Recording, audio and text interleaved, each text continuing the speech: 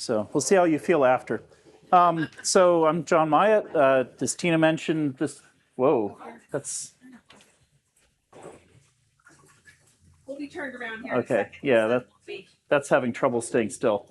So as Tina mentioned, this is the AIMS, AMWA, VSF, did I leave anybody out, IP showcase? And so first we'll have acronym puzzle. What is AIMS? AIMS is the Alliance for IP Media Solutions, an organization that was formed to solve a problem about 10 years ago now, where there were a bunch of competing standards of how we would do IP in, sort of baseband networks. And at the time, there were a bunch of competing proposals, and AIMS was a mechanism to get the industry onto a common technical roadmap. Very successful. As we now are talking down the, EBU, DMF, MXL kind of story arc, it's a similar situation, and I think that EBU has done a good job of showing leadership on how to get the industry, again, onto a common technical roadmap. And I hope that the DMF project serves that purpose in some of the things that we're talking about here today. The Video Services Forum is VSF, and AMWA, the Advanced Media Workflow Association. So you just get some words, and I have the privilege of being a director of both the AMWA and the VSF. But today, I'm talking a little bit about history.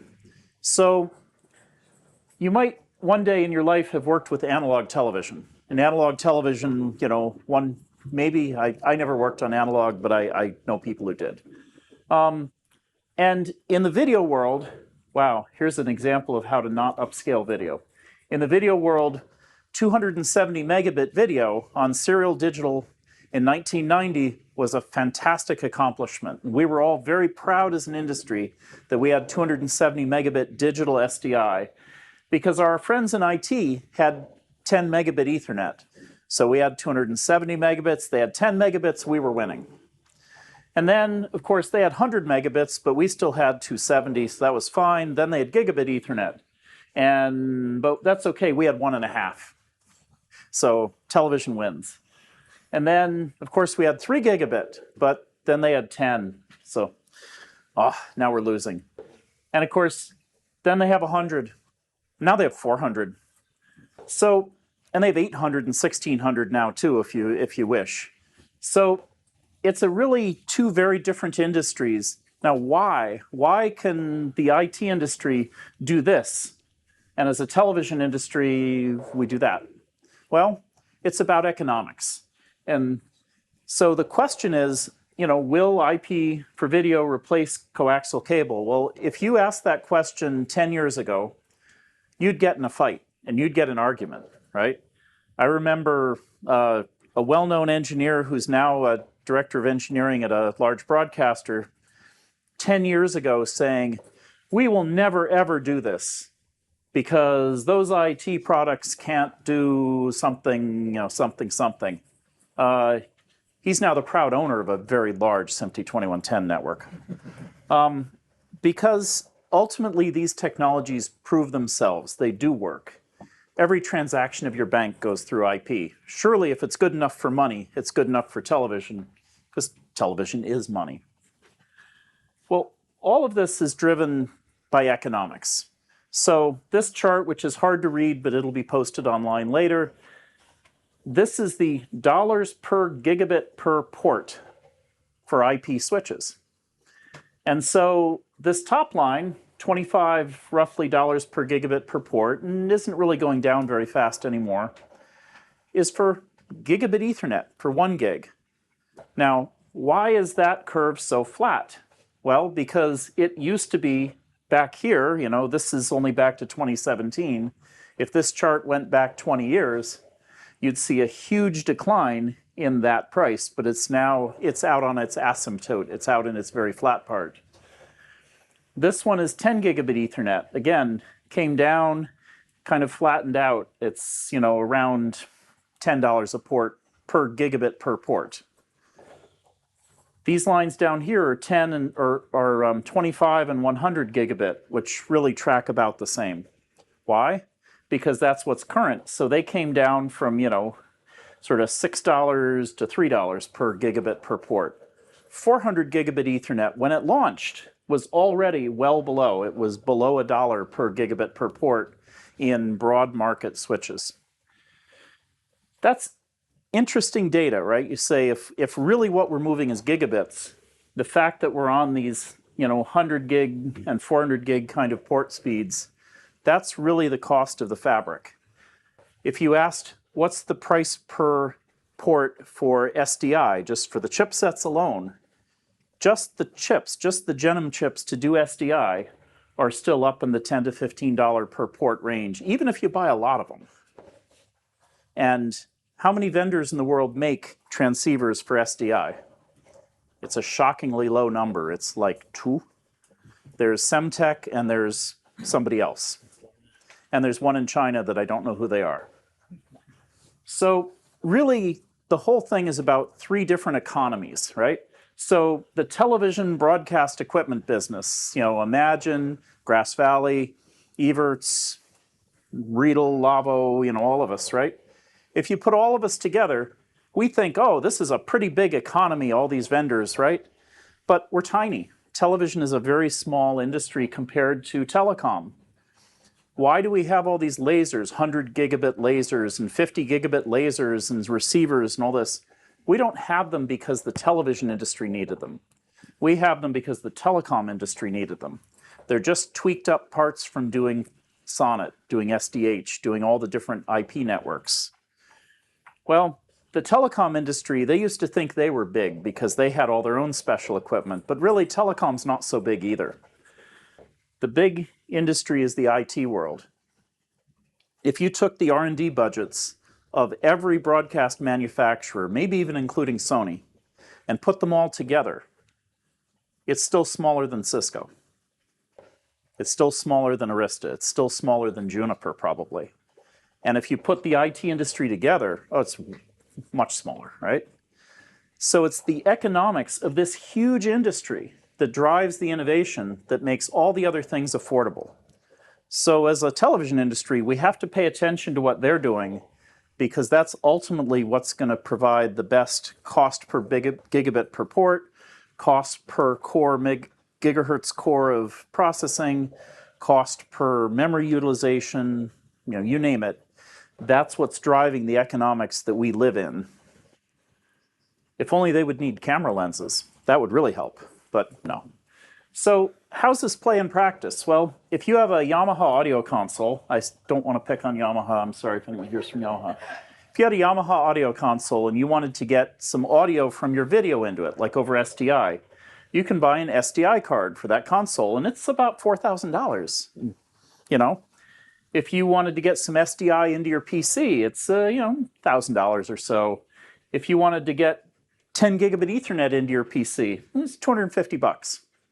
By the way, those are 10-year ago prices. That's 10 years ago those things cost so little. What is it now? Well, now, if you want a card for your PC, it's like $500. It's twice as many ports, and probably they're 12 gig ports. If you want to get IP into your PC, it's 25 gig instead of 10 gig now, but same price. And you could probably find that less expensive. You want that SDI special board for your audio console? It's about the same price it ever was. Why? Why does all this happen? Well, because for us as an industry, this transition from SDI to IP is part 2 of a story. The story started 20, 30 years ago when we started putting processes in software. And people don't realize that how long this has been happening. 30 years ago, we introduced a video server that was, SDI went in and out, but it was a computer, and it had codecs and did it mostly in software. 30 years ago. And that wasn't just us. Tech had one, other people had one around the same time. But this movement of doing the processing in software started that long ago and has really continued all through this time. We've been moving more and more functionality of the television infrastructure into software. So now, finally, now that we have Ethernet that's good enough, we put the pixels on IP. Again, not shocking. 10 years ago, you could get an argument. Now, People do it. Everybody does it. What's the third step? What's next? Well, what's next is really the systemization. How do we do things on demand? How do we use the fact that the signals are on IP, the processes are in software, to have dynamic media workflows, to spin things up, so to speak? That's the next big thing. All right, so now I'm ahead of myself. So ultimately, these IP architectures work. The IT industry has provided some nice tools for observability, for knowing what's happening and how it's happening. But the next step really is up to us and our applications. How do you deploy things? What are the tools for doing that? How do you, in fact, turn doing all these things deployably in IP from an engineering exercise into an operational exercise? And that's what we have as our next transition as an industry. So MXL is an important step in that, in terms of being like the plumbing. But the layers above that are what I'm here to talk about today. So that was the world's longest introduction to a talk about deployment. Deployment tools, it's an interesting world, right? Because a lot of what we're going to next in television is loosely called infrastructure as code. You literally have text files, more or less, that describe what am I doing? What is the target state of the system? What is, you want to deploy 5 playout chains. There's a text file that says chain 1 is doing this, it's connected here, da da da da da. And ideally, you have that and you change control it and you put it in GitHub or someplace to keep it very, very safe because it describes your plant. And if you make a small change, you then re-execute that file, and whatever tool it is makes that change in your plant. And that all sounds great. But what does that mean? Well, ideally, you can make small controlled changes, you execute the file, that magic little tweak happens, and everything is exactly as you wish. So we're going to talk about some tools that the IT industry uses and we use now in television to do this. So one is called Ansible. You might have heard of Ansible. One is called Terraform. So Ansible's logo looks like that. Terraform I had to look up, but that's their logo. And the third one is Kubernetes. It took me a long time to learn to say that. Kubernetes. No, that's not a word in any language that I know of. And then, is it? Greek. Oh, in Greek it is a word. Okay. I learned. Down there is Kubernetes. It's pilot. Okay. Ah. I learn new each day. It all is Greek to me. Apropos. And then the fourth term, CI/CD. Who can tell me, other than you probably know, what is CI/CD? Yes. So as a software vendor, we do this, right? We, every night, my team, they make changes in the code, they put in their, they commit their changes. That's the word, you commit your changes. And then somebody runs, kicks off the build. They merge everybody's changes and they hit go, and then Jenkins is a common tool, goes and makes the build and loads up the test automation and runs a whole bunch of tests overnight. And the next morning, we decide if we want to accept everybody's changes from yesterday. It's a great system, and that's what we mean by continuous integration. Continuous development is literally that process of making small incremental changes and making tests to make sure that you've successfully implemented those things. And then you freeze for 6 weeks while you run the Olympics. But the last thing I'm going to mention is single source of truth, and you'll hear this expression as well, a single source of truth. And this is an idea that you have a common repository of facts that other systems in your plant can rely on. So first we'll talk about Ansible. So Ansible, in a funny way, Ansible is an automation tool, but it also can automate provisioning things. So Ansible literally is like a scripting engine that follows your instructions. And in Ansible, like we say, you build and change and revise your infrastructure by defining it in a file or a set of text files, really. Nobody makes one giant Ansible script unless they're like a crazy person. And of course, in the Ansible lingo, Ansible has things called playbooks. So if you buy like a switch from Arista, they have a collection, is their word, of Ansible playbooks that know how to configure DHCP, configure a port helper, whatever. And then in your script, you can say, okay, for all my switches, do this, for that switch, do that, where the mechanics are in those playbooks. And that's great, except, it's not as great as it could be. So, do you need to write all these playbooks? Well, no, because most of the vendors do have some playbooks, but there's not playbooks for common video things. So, like, we have a customer in Germany who would like us to supply a playbook for SNP. And so I said, okay, what objectives would you like that playbook to do? Because in Ansible, you have each play in the playbook is an objective that says, configure a frame sync or do this or do that. And so that's the discussion we're in now, is what are the objectives? But there's not a common agreement in the industry on what are the right objectives, so it makes it a little difficult to write a playbook. But we all get there. So then there's Terraform. So remember we said Ansible is an automation tool that does provisioning. Terraform is the other way around. It's a provisioning tool that also does some automation, because that's how life works. Again, you build and change and revise your infrastructure by putting it all in a file. Terraform's language is that they have providers, where a provider is a plugin that provides the instructions, and resources are the things that those instructions operate on. So when you use, say, Terraform to deploy something, that's what it does, is it uses the providers and does all those things. Now, this language and this structure that they use is about achieving something called idempotency. And we'll talk about that word because it's a scary word. It's a scary term, but it's also super important, idempotency. So the idea of idempotency is exactly that when you apply the file, or when you execute the file, it only changes what you changed.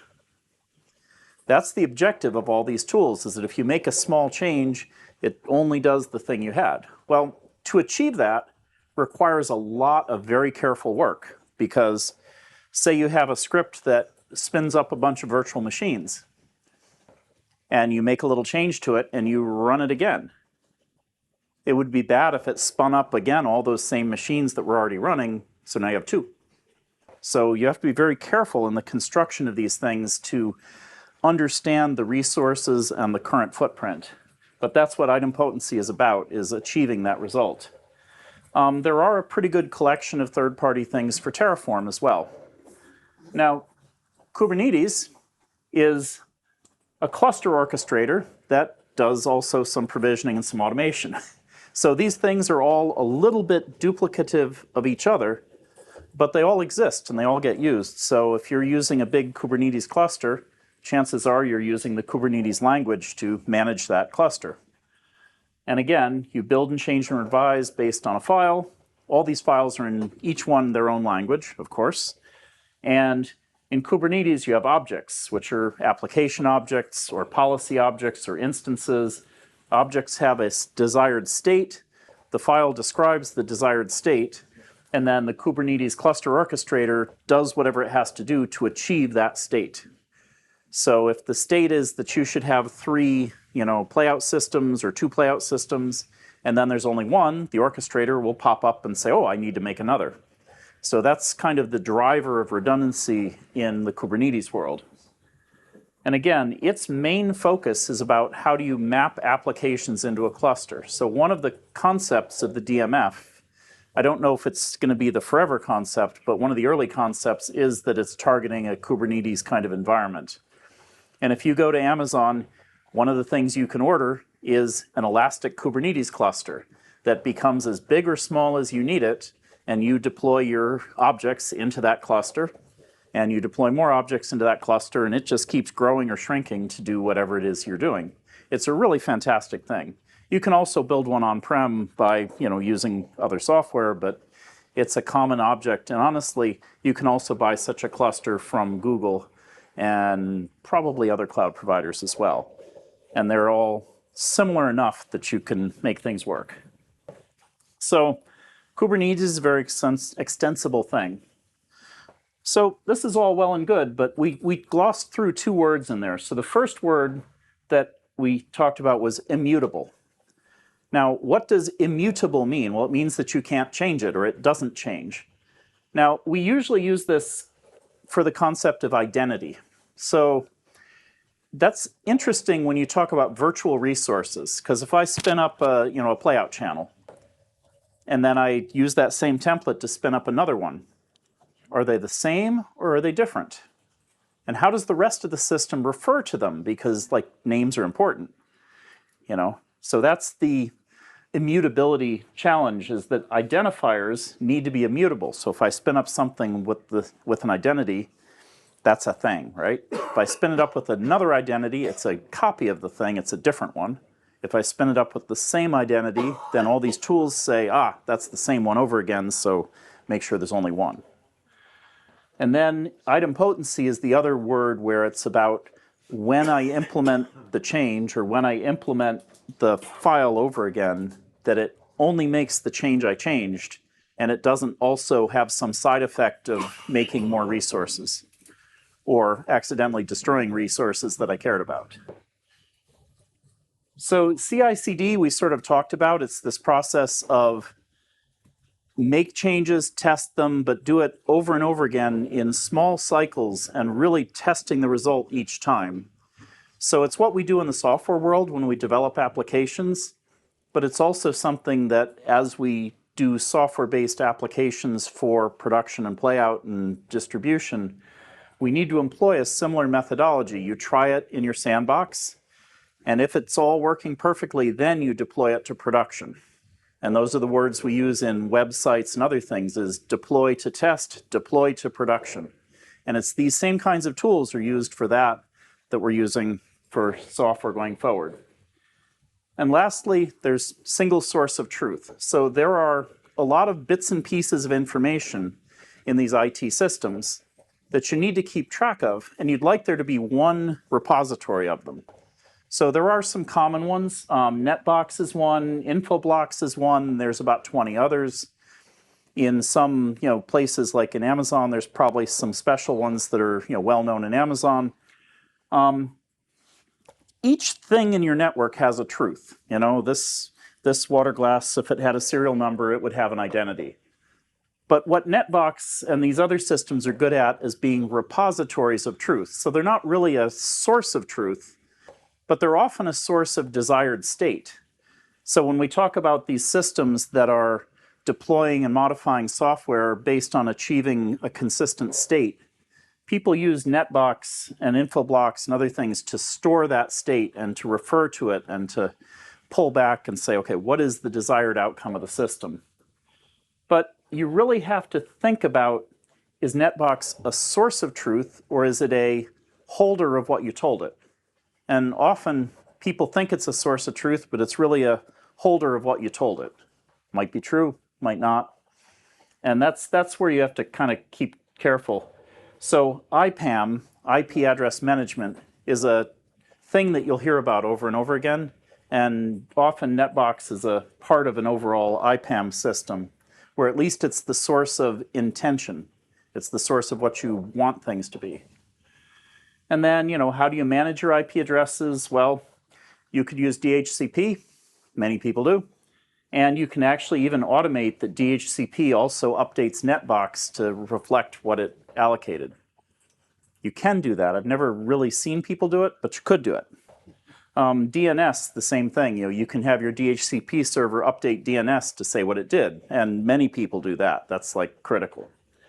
And then there's some other tools. All to say, all of these other tools, Ansible, Terraform, Kubernetes, they all expect to interact with DNS. And ultimately, DNS becomes a critical resource in all of these systems, because everything you do that's dynamically addressed or dynamically named expects to find and interact with all those parts in DNS, in the domain name system. And then, of course, they can either push or pull from Netbox if you want a human interface. So I leave you with what I call the meta question, which is, why do we care about any of this?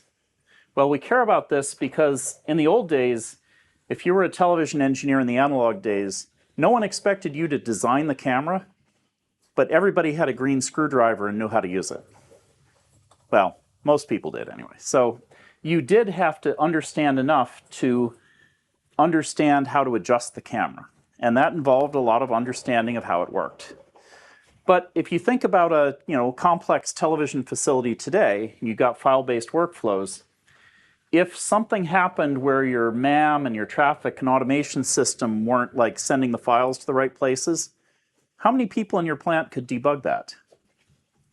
Hopefully at least one, right? Because you get in a bad state pretty quick if the automation isn't triggering the file workflow to get the right files to the right places. And that's why we expect people in the plant to understand, how does that stuff work?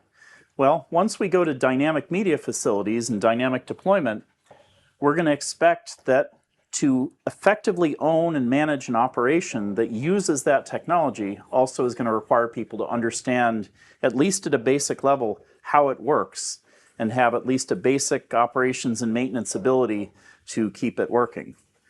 And that's hard.